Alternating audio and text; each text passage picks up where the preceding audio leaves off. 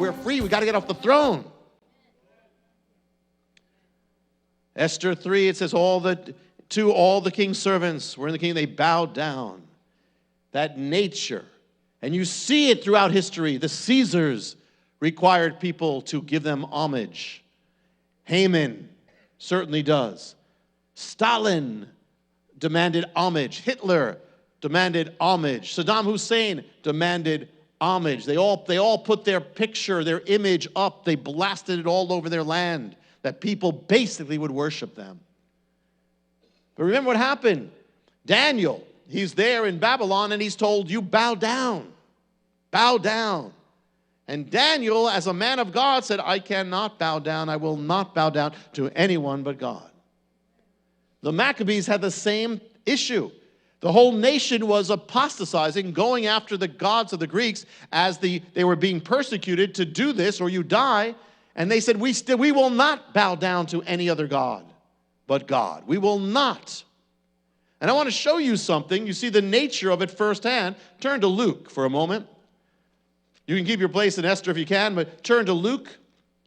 And I want you to see this, because this is like exposes it right up front. At the beginning of Luke, the beginning of the ministry of Messiah, chapter 4.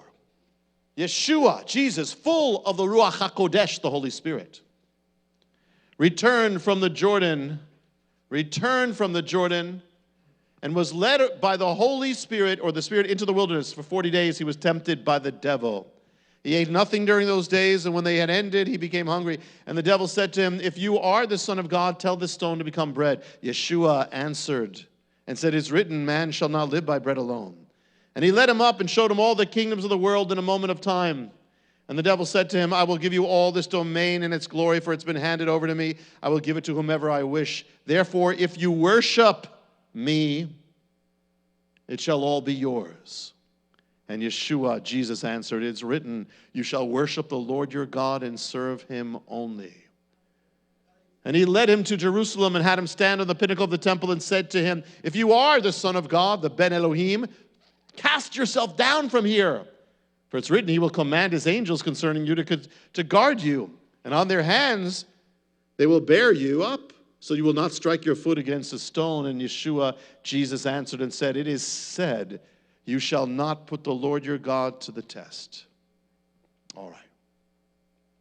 What is the enemy trying to do?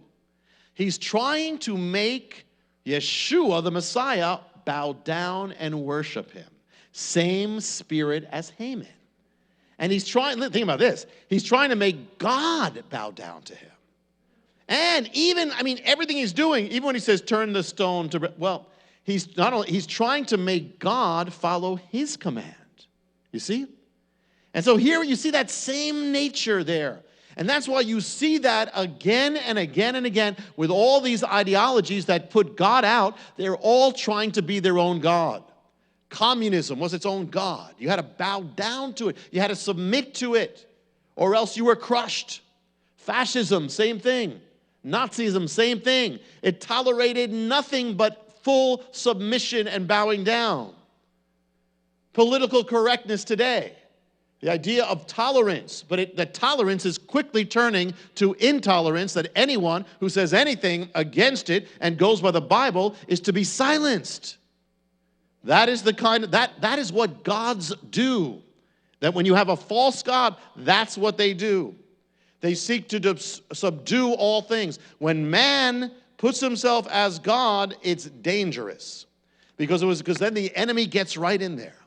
If you have a Supreme Court or any government that recognizes no God above it, not God above it, it becomes its own God. And so here is the enemy. Here is Haman. Here is a picture of the enemy, the anti-God. And you have the same picture of the Antichrist. It says we're told to worship the beast, all of them. And those who would not would be killed. But there was one who would not bow down. In the book of Esther, it is Mordecai. And it says, but Mordecai did not bow down or show him homage. and Haman was full of wrath. Now it says something right there. Satan, he wants all to give him homage, all to bow down, but there is one people who always stand in his way. More than any, and there's another side to this I'll share on Sunday that has to do with everybody here, but historically, more than any, one people who are always in the enemy's way, and that is the children of Israel. Because number one, they were told to have no other gods before them. So they could not bow down when everybody else was bowing down to these things, these false gods, they could not. And so they never fit in. Antiochus, who's another foreshadow of the Antichrist, Antiochus, the Greek leader who wanted to stamp out the Jewish faith, he said, I'm going to make all the world, all my kingdom shall be one people. And he did that, and there was one nation that stood in his way. Which one? Israel. Israel always stands out because it goes against the purposes of the enemy.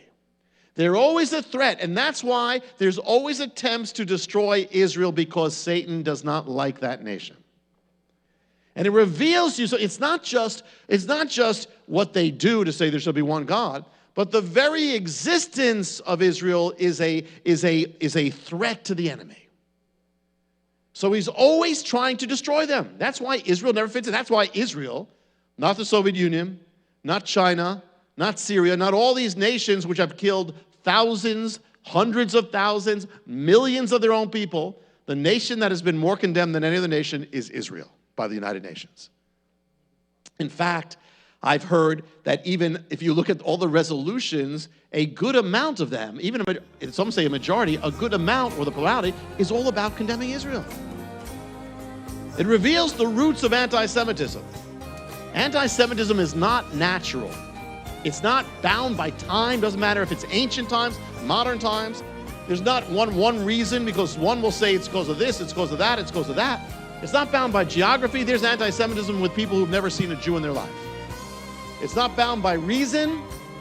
It's bound by the hatred of Satan. And it's a